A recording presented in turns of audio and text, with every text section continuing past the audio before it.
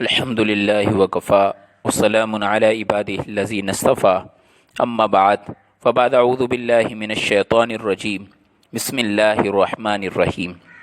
27ویں پارے کے 7 حصے ہیں۔ نمبر 1 سورہ ذاریات کا بقیہ حصہ، نمبر 2 سورہ طور، نمبر 3 سورہ نجم، نمبر 4 سورہ قمر، نمبر 5 سورہ رحمان، نمبر 6 سورہ واقعہ اور نمبر 7 سورہ حدید۔ 26ویں پارے کے آخر میں ان فرشتوں کا ذکر تھا جنہیں حضرت ابراہیم علیہ السلام عام مہمان سمجھے تھے۔ جب آپ پر ان کی حقیقت کھلی اور پتہ چلا کہ یہ فرشتے ہیں تو آپ نے ان سے دریافت فرمایا کس مہم پر آئے ہو؟ انہوں نے بتایا ہمیں قوم لوط پر پتھروں کی بارش برسانے اور انہیں تباہ کرنے کے لیے بھیجا گیا ہے۔ قوم لوط کے علاوہ سورہ ذاریات فرعون، قوم عاد، قوم سمود اور قوم نوح کا انجام بتلانے کے بعد زمین و آسمان کی تخلیق کی طرف متوجہ کرتی ہے اور اس علمی تحقیق کا اعلان کرتی ہے کہ اللہ نے ہر چیز کو جوڑا جوڑا پیدا کیا ہے۔ سورت کے اختتام پر جن و انس کی تخلیق کا مقصد بتایا گیا جو کہ اللہ تعالیٰ کی معرفت اور عبادت ہے، اور یہ خبر دی گئی ہے کہ ساری مخلوق کے رزق کا اللہ کفیل ہے، اور کفار و مشرکین کو قیامت کے دن عذاب کی وعید سنائی گئی ہے۔ اس کے بعد سورہ طور، یہ مکی صورت ہے، اس میں 49 آیات اور 2 رکوع ہیں۔ اس صورت کی ابتدا میں 5 قسمیں کھا کر فرمایا بے شک تیرے رب کا عذاب واقع ہو کر رہے گا، اسے کوئی بھی ٹال نہیں سکتا۔ ان آیات کی تفسیر کے ضمن میں بعض مفسرین نے دلوں پر قرآن کی شدت تاثیر کے حوالے سے حضرت جبیر رضی اللہ عنہ کا واقعہ لکھا۔ وہ زمانے کفر میں بدر کے قیدیوں کے سلسلے میں بات چیت کرنے کے لیے مدینہ منور آئے۔ وہ جب پہنچے تو رسول صلی اللہ علیہ وسلم نماز مغرب میں سورہ طور کی تلاوت فرما رہے تھے۔ جب آپ نے آیت نمبر 7 پڑھی جس کا ترجمہ ہے بے شک تیرے رب کا عذاب واقع ہو کر رہے گا، تو حضرت جبیر رضی اللہ عنہ فرماتے ہیں مجھے یوں لگا میرا دل پھٹ جائے گا، چنانچہ میں نے نزول عذاب کے ڈر سے اسلام قبول کر لیا۔ پھر جب آپ نے آیت نمبر 35 اور 36 تلاوت فرمائی جس میں اللہ تعالیٰ سوال فرماتے ہیں کیا یہ کسی کے پیدا کیے بغیر ہی پیدا ہو گئے ہیں یا انہوں نے خود ہی اپنے آپ کو پیدا کر لیا، یا انہوں نے آسمان اور زمینوں کو پیدا کیا ہے؟ نہیں، بلکہ یہ یقین ہی نہیں رکھتے۔ تو فرماتے ہیں یہ آیات سن کر مجھے خیال ہوا میرا دل اور ہوش و حواس اڑ جائیں گے۔ حضرت عمر رضی اللہ عنہ کے بارے میں آتا ہے ایک رات مدینہ منورہ کی گلی کوچوں میں طواف کرتے ہوئے ان کا گزر ایک مسلمان کے گھر کے پاس سے ہوا جو نماز میں سورہ طور کی ابتدائی آیات تلاوت کر رہا تھا۔ جو وہ تلاوت کرتے ہوئے اس آیت تک پہنچا ان عذاب ربک لواقع، تو آپ اپنی سواری سے اترے، کافی دیر تک ایک دیوار کے ساتھ ٹیک لگا کر بیٹھے رہے، پھر 1 مہینے تک آپ گھر میں ہی رہے۔ لوگ آپ کی عیادت کے لیے آتے تھے مگر آپ کی بیماری کا انہیں سبب معلوم نہ تھا۔ تاثیر قرآن کے بے شمار واقعات پیش کیے جا سکتے ہیں مگر ان تمام واقعات کا جمع کرنا مقصود نہیں۔ اصل مقصد یہ ہے کہ ہم ان واقعات سے سبق حاصل کریں اور ہم بھی قرآن کی تلاوت اور سماع غور و تدبر سے کریں تاکہ ہمارے دل بھی متاثر ہوں۔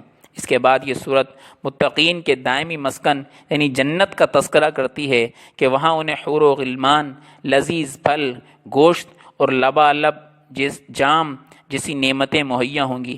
پھر وہ آپس میں بات چیت کرتے ہوئے کہیں گے ہم اس سے پہلے اپنے گھر والوں کے درمیان ڈرا کرتے تھے، پس اللہ نے ہم پر احسان کیا اور ہمیں تیز گرم ہواؤں کے عذاب سے بچا لیا۔ ہم اس سے پہلے ہی اس کی عبادت کیا کرتے تھے، بے شک وہ محسن اور مہربان ہے۔ اگلی آیات میں یہ صورت حضور اکرم صلی اللہ علیہ وسلم کی دعوت کے بارے میں مشرکین کے موقف کی وضاحت کرتی ہے کہ وہ آپ کے ساتھ استہزاء کرتے تھے اور آپ کو کاہن اور مجنون قرار دیتے تھے۔ اللہ نے نبی کو حکم دیا آپ دعوت و تذکیر کا سلسلہ جاری رکھیں یا آپ کا کچھ نہیں بگاڑ سکتے۔ سورت کے اختتام پر مشرکین کے باطل خیالات کی تردید کی گئی ہے، الوہیت اور وحدانیت پر دلائل قائم کیے گئے ہیں اور ان احمقوں کی مذمت کی گئی ہے جو ملائکہ کو اللہ کی بیٹیاں کہتے تھے۔ حضور اکرم صلی اللہ علیہ وسلم کو تبلیغ اور دعوت میں صبر کرنے، اللہ کی تسبیح و تحمید کرنے کا حکم دیا گیا ہے، اور یہ خبر دی گئی ہے کہ اللہ آپ کی حفاظت کرے گا اور ظالموں کو 2 عذابوں کا سامنا کرنا پڑے گا، ایک دنیا کا عذاب اور دوسرا آخرت کا عذاب۔ اس کے بعد سورہ نجم یہ مکی صورت ہے اور اس میں 62 آیات اور 3 رکوع ہیں۔ اس صورت کے اہم مضامین میں سے پہلا مضمون کہ اس صورت کی ابتدا میں گرتے ہوئے ستاروں کی قسم کھا کر حضور اکرم صلی اللہ علیہ وسلم کی صداقت بیان کی گئی ہے۔ آپ کے معجزہ معراج کا ذکر ہے، اس میں آپ نے اللہ تعالیٰ کی قدرت و بادشاہت کے عجائب و غرائب کا مشاہدہ کیا، جبریل امین کو ان کی اصل صورت میں دیکھا، جنت و دوزخ، بیت معمور اور سدرۃ المنتہا جیسی آیات اور نشانیوں کی زیارت کی۔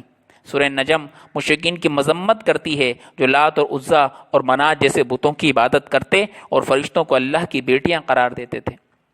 یہ صورت قیامت کا بھی تذکرہ کرتی ہے جہاں نیک اور برے اعمال کا پورا بدلہ دیا جائے گا۔ متقین کے بارے میں بتاتی ہے کہ وہ بڑے گناہوں سے اور بے حیائی کے کاموں سے بچتے ہیں۔ کفار کے بارے میں بتایا گیا وہ اسلام سے اعراض کرتے ہیں۔ یہ صورت یہ بھی بتاتی ہے کہ ہر شخص انفرادی طور پر اپنے اپنے اعمال کا ذمہ دار ہے، کسی گناہوں کا بوجھ دوسرے پر نہیں لادا جائے گا، اور انسان جو اپنی تعریف خود کرتا ہے اسے قبول نہیں کیا جائے گا۔ یہ صورت اللہ کی قدرت و وحدانیت کے باعث دلائل ذکر کرتی ہے، مثلا یہ کہ اللہ ہی ہنساتا ہے، اللہ ہی رلاتا ہے، اللہ ہی مارتا ہے، اللہ ہی زندہ کرتا ہے، اسی نے نر اور مادہ کو پیدا کیا ہے، اسی کے ذمے دوبارہ پیدا کرنا ہے، وہی مالدار بناتا ہے، وہی سرمایہ دیتا ہے، اسی نے نافرمان قوموں کو ہلاک کیا۔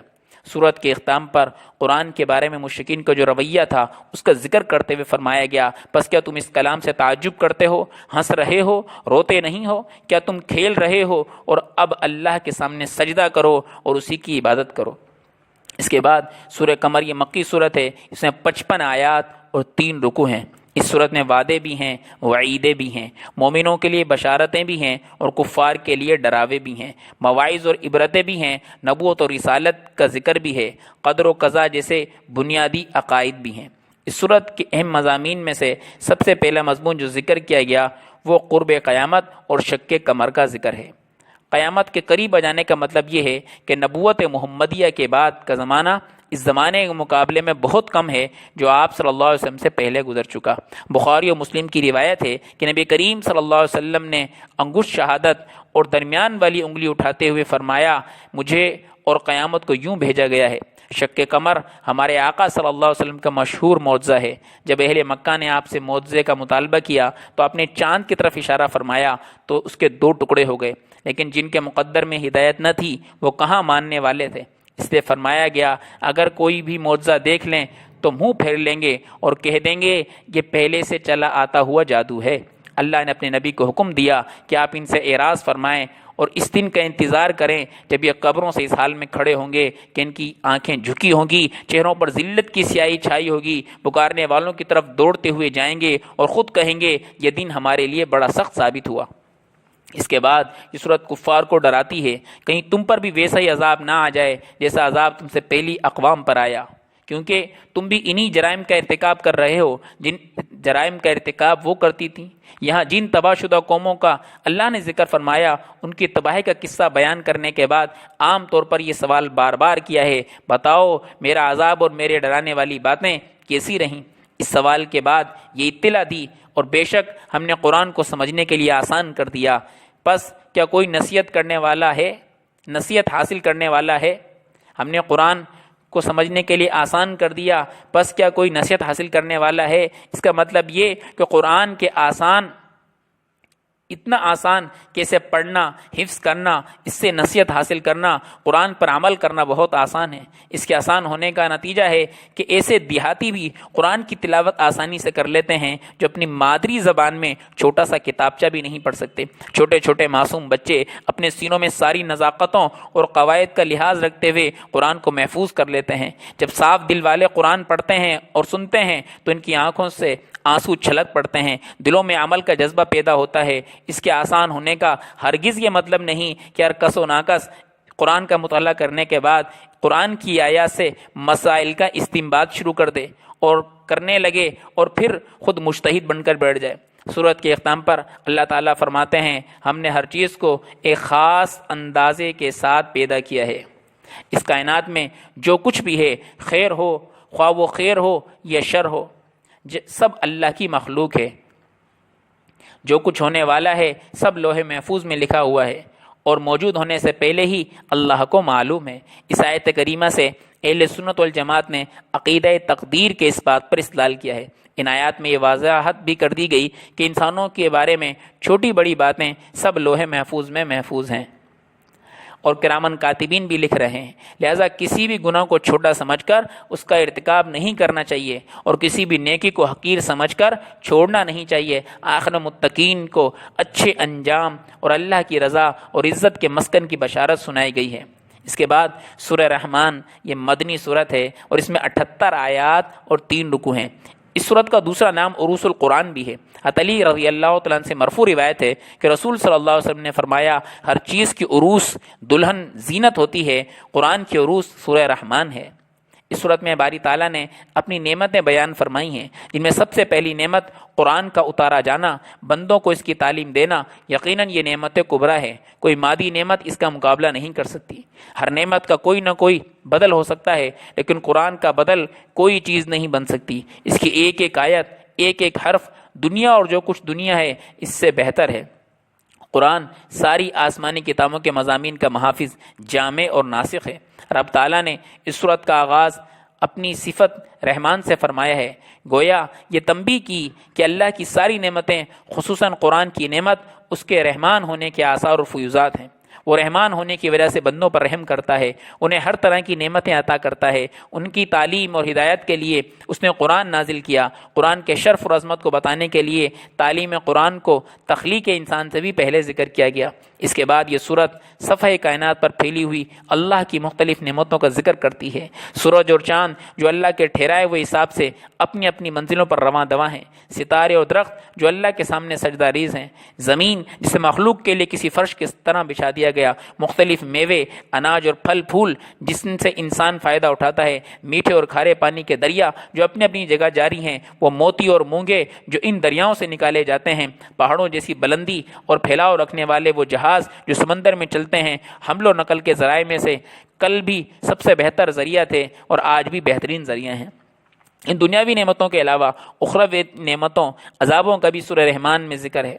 آگ کے وہ شعلے اور دھواں جن میں سانس لینا دوبھر ہو جائے گا، وہ جہنم جس کی ایک چنگاری بھی انسان کو جلانے کے لیے کافی ہوگی، وہ کھولتا ہوا پانی جسے دوزخی مجبوراً پئیں گے اور وہ ان کی انتڑیوں کو کاٹ کر رکھ دے گا۔ دوسری طرف اللہ سے ڈرنے والوں کے لیے گنجان ٹہنیوں، شاخوں والے 2 سرسبز باغات، ان میں بہتے ہوئے چشمے، ہر قسم کے میوے، 2 قسمیں اور بچھے ہوئے قالین ہوں گے، دبیز ریشم کے تکیے کے ساتھ جنتی ٹیک لگائے بیٹھے ہوں گے۔ مذکورہ 2 باغات کے علاوہ 2 باغ اور بھی ہوں گے جو پہلے 2 باغوں سے کمتر ہوں گے۔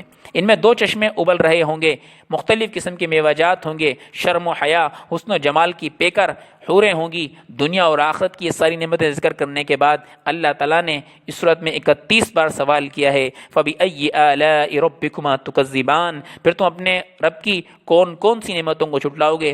اگر 2 4 یا 10 20 نعمتیں ہوں تو ان کو جھٹلا سکتے ہو، مگر جہاں یہ حال ہو کہ نعمتیں حد و حساب سے بھی باہر ہوں تو انہیں جھٹلانا ناممکنات میں سے ہے۔ اگر اس صورت کا تجزیہ کیا جائے تو معلوم ہوتا ہے کہ رب تعالیٰ نے ابتدا میں اپنی تخلیق کی عجائب اور مظاہر ذکر کیے۔ اس کی ضمن میں یہ آیت فَبِأَيِّ آلَاءِ رَبِّكُمَا تُكَذِّبَانِ، پھر تم اپنے آپ کی کون کون سی نعمتوں کو جھٹلاؤ گے، 8 بار آئی ہے۔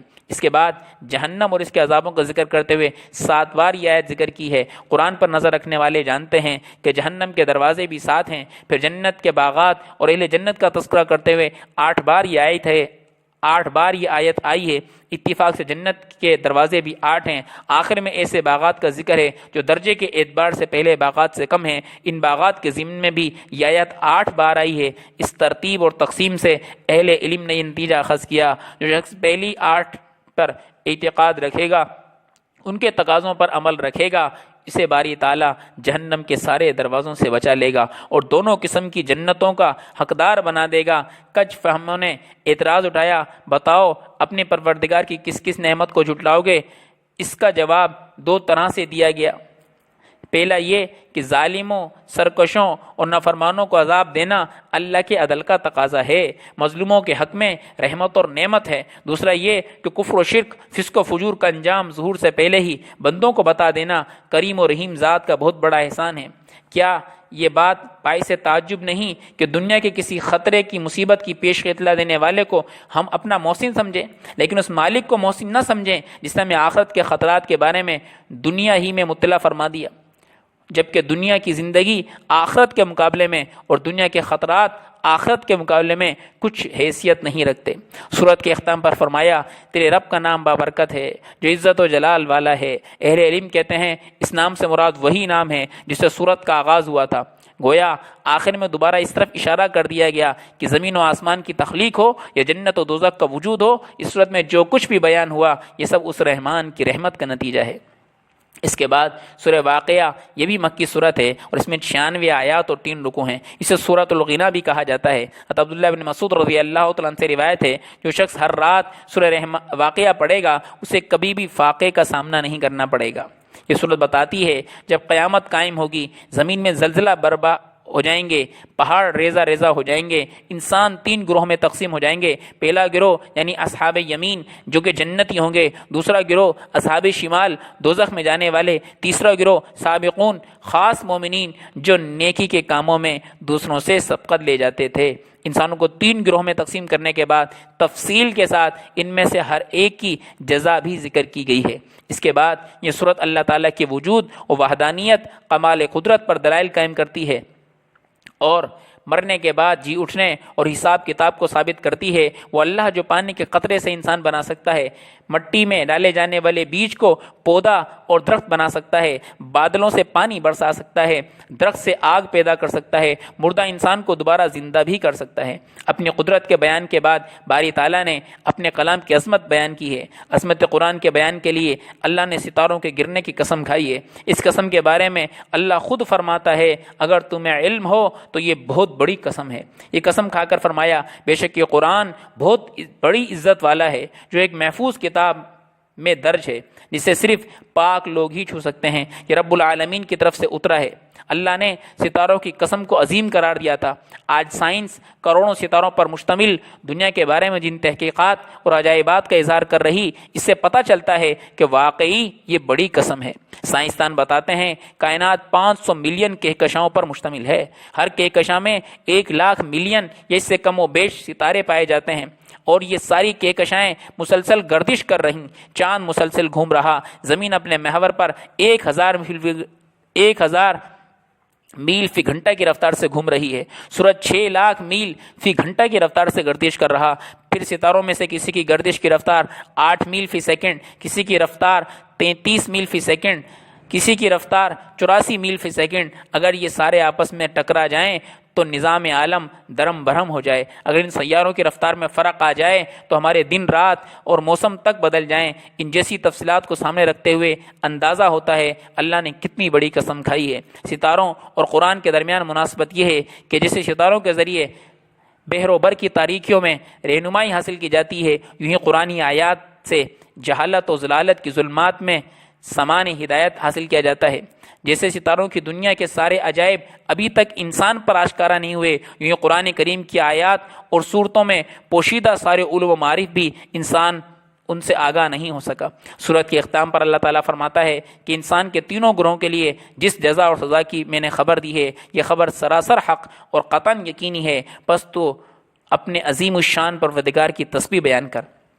اس کے بعد سورہ حدید، یہ مدنی صورت ہے، اس میں 29 آیات اور 4 رکوع ہیں۔ حدید لوہے کو کہتے ہیں، چونکہ اس صورت میں اللہ نے لوہا پیدا کرنے کا ذکر فرمایا، اس لیے اسے سورہ حدید کہا جاتا ہے۔ اس صورت میں 3 بنیادی مضامین بیان ہوئے ہیں۔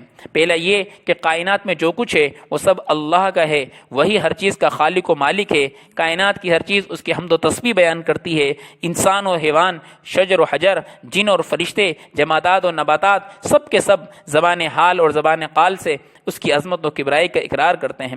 جب کچھ نہیں تھا وہ تھا، جب کچھ بھی نہیں رہے گا وہ تب بھی ہوگا۔ وہ ہر چیز پر غالب ہے، اس پر کوئی غالب نہیں آ سکتا۔ وہ ظاہر اتنا کہ ہر چیز میں اس کی شان ظاہر ہے، اور باطن اور مخفی ایسا کہ کوئی عقل اس کی حقیقت تک نہیں پہنچ سکتی اور حواس اس کا ادراک نہیں کر سکتے۔ دوسرا مضمون جو اس صورت میں بیان ہوا وہ یہ کہ اللہ اور رسول پر ایمان لانے اور دین کی سربلندی کے لیے مال و جان قربان کر دینے کا حکم دیا گیا۔ انفاق فی سبیل اللہ کی ترغیب دیتے ہوئے فرمایا گیا، تمہیں کیا ہو گیا جو تم اللہ کی راہ میں خرچ نہیں کرتے۔ حقیقت میں تو آسمان اور زمین کی میراث کا مالک اللہ ہی ہے۔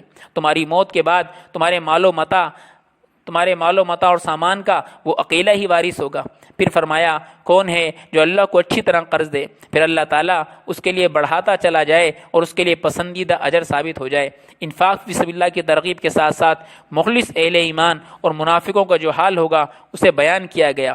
پھر ایمان والوں کو جھنجھوڑنے والے انداز میں خبردار کیا ہے کہ وہ منافقوں اور یہود و نصارہ کی طرح دنیا کی زندگی اور اس کی ظاہری کشش سے دھوکہ نہ کھائیں۔ ارشاد ہوتا ہے کہ اب تک ایمان والوں کے لیے وقت نہیں آیا کہ ان کے دل ذکر الہی سے اور جو حق اتر چکا اس سے نرم ہو جائیں اور ان کی طرح نہ ہو جائیں جنہیں ان سے پہلے کتاب دی گئی تھی، پھر جب ان پر ایک زمانہ دراز گزر گیا تو ان کے دل سخت ہو گئے اور ان میں سے بہت سے فاسق ہیں۔